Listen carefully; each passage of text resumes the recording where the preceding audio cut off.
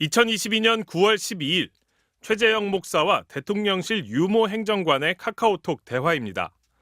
유 행정관이 여사님께서 잠깐 뵐 수 있는 시간을 내보시겠다고 했다면서 다음 날 오후 2시 반으로 일정을 잡자 최 목사가 알겠다고 답합니다. 이튿날인 9월 13일 최 목사는 김건희 여사를 만나 명품백을 건넸습니다. 최 목사는 2022년 8월 김 여사 사무실 쪽에 전통주와 전기 스탠드를 맡겼을 때도 유 행정관이 답을 했다고 했습니다. 저번에 주신 거는 제가 잘 받아서 전달해 드렸어요. 예. 검찰이 지난 3일 유 행정관을 불러 조사한 것으로 확인됐습니다. 지난달에는 최 목사가 김 여사 측에 전달한 청탁의 연결고리 역할을 한 것으로 지목된 대통령실 조모 행정관도 불러 조사했습니다.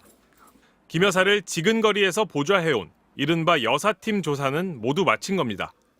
김 여사에 대한 직접 조사만 남은 셈이라 김 여사 소환 조사 수순을 밟을 것으로 보입니다. 앞서 검찰 관계자는 MBC에 김 여사를 여러 번 부를 수 없으니 명품백과 도이치모터스 주가 조작 의혹을 같이 조사할 수 있다고 말했습니다. 이원석 검찰총장도 김 여사 수사에 대해 원칙론을 거듭 강조하고 있습니다. 우리 법 앞에 성역도 예외도 특혜도 없습니다. 관건은 대통령실이 검찰의 출석 요구에 응하냐입니다. 임기를 2달 정도 남긴 이 총장이 후임자 인선 마무리 전에 김 여사 수사를 마치겠다는 뜻을 굳힌 것으로 알려져 소환 조사는 이달이나 다음 달 초가 될 것으로 보입니다. MBC 뉴스 윤상문입니다.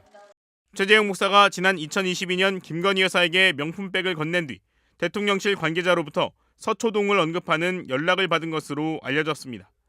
법조계에 따르면 최 목사는 지난달 31일 검찰 소환 조사 당시 대통령실 조모 과장과의 통화 녹취를 제출했습니다.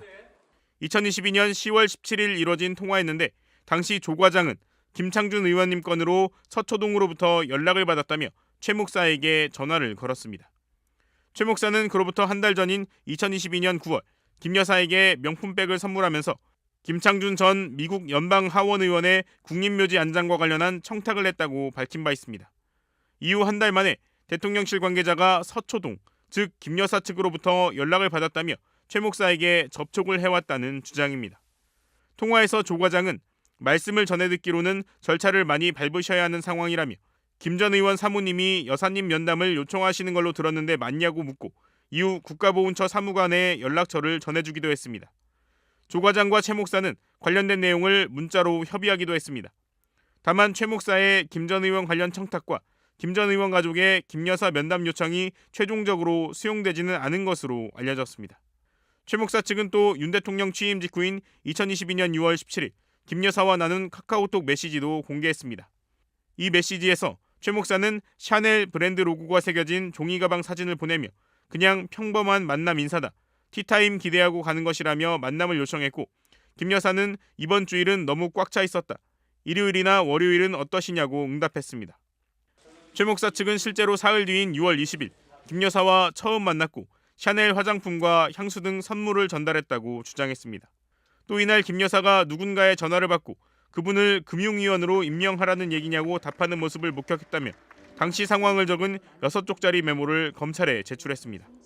이런 가운데 이원석 검찰총장은 김 여사 소환 필요성을 묻는 질문에 대해 법 앞에 예외도 특혜도 성역도 없다며 수사팀에서 바른 결론을 내릴 것으로 믿고 있고 그렇게 지도하겠다고 답했습니다.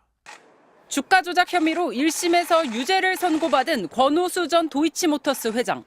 검찰은 징역 8년에 벌금 150억 원을 선고해달라고 항소심 재판부에 요청했습니다. 1심 재판부가 일부 범행은 공소시효가 지났다고 본 데 대해 검찰은 권 전 회장을 정점으로 3년에 걸쳐 계속해서 이뤄진 범행이라고 강조했습니다. 김건희 여사가 직접 그러면 주문했다는 게 오늘 취지 맞나요? 검찰 주장이 받아들여질 경우 범행 기간이 늘어나 다른 일당들도 처벌이 무거워질 수 있습니다. 검찰은 또 주가 조작 공모 혐의로 기소돼 1심에서 무죄를 선고받은 손모 씨에 대해서도 징역 3년을 선고해달라고 요청했습니다.